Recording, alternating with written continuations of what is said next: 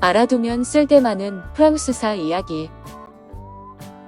재기를 꿈꿨으나 철저하게 패한 워털루 전투.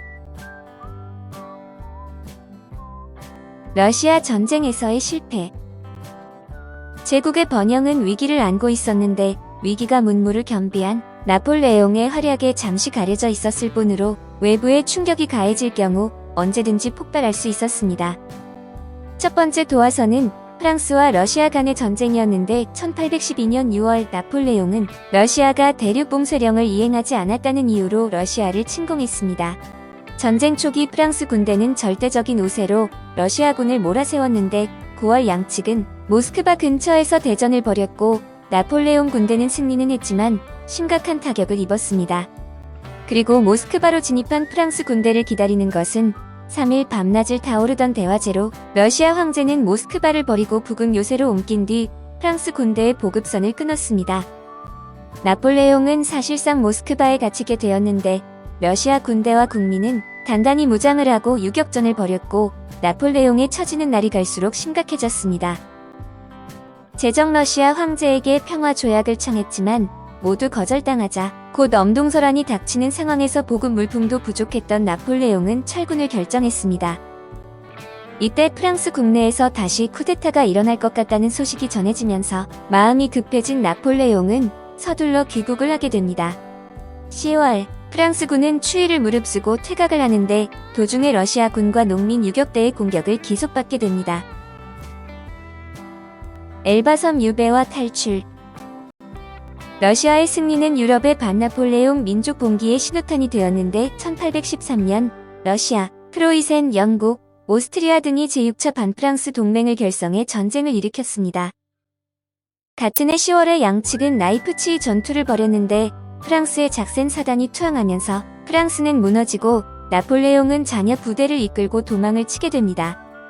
나폴레옹의 패전 소식이 알려지자 네덜란드와 신성 로마 제국 등도 속속 무장봉기를 일으켜 나폴레옹의 세력에서 벗어나게 됩니다. 반프랑스 동맹은 기세를 몰아 프랑스 국경으로 진격했고 곧바로 파리로 향했고 1814년 3월 동맹군은 파리성 근처에서 수비군들의 투항을 요구했습니다. 나폴레옹이 서둘러 구원하러 왔지만 한 발 늦었는데 3월 31일 러시아 황제와 프로이센 왕이 파리에 들어왔고 다음 날 러시아, 영국, 프로이센 등이 주도하는 임시정부가 세워졌습니다.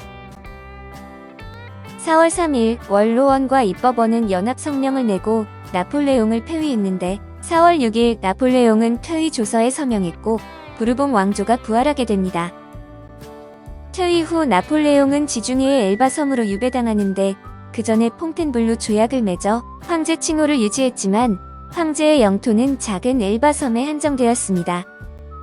나폴레옹은 유배될 당시 무장병사 400명을 유치해도 좋다는 허락을 받았고 다른 근위병 수백 명은 스스로 황제의 근위병이 된 사람들이었습니다.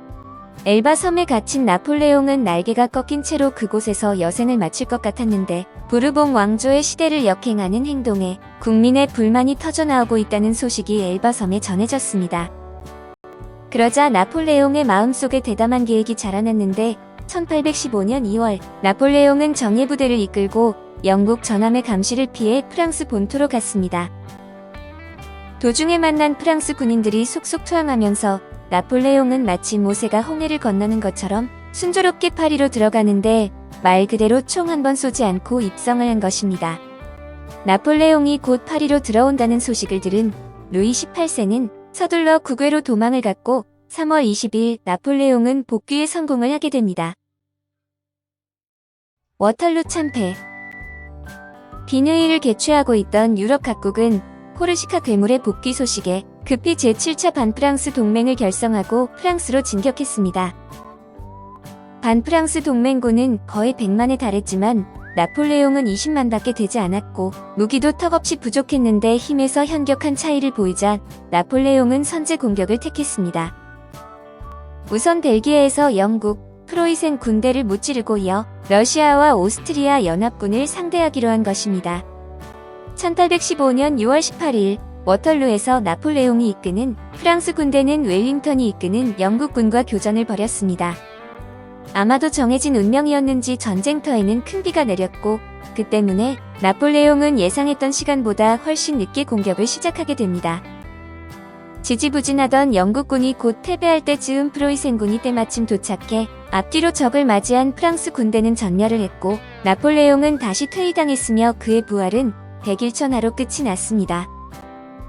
패전의 원인은 나폴레옹은 나서 웰즐리가 이끄는 영국군과 싸워본 적이 없었음에도 예전 웰링턴이 지휘하기 전에 영국군을 격파했었던 기억만으로 얕보고 작전을 세웠던 것도 문제였습니다.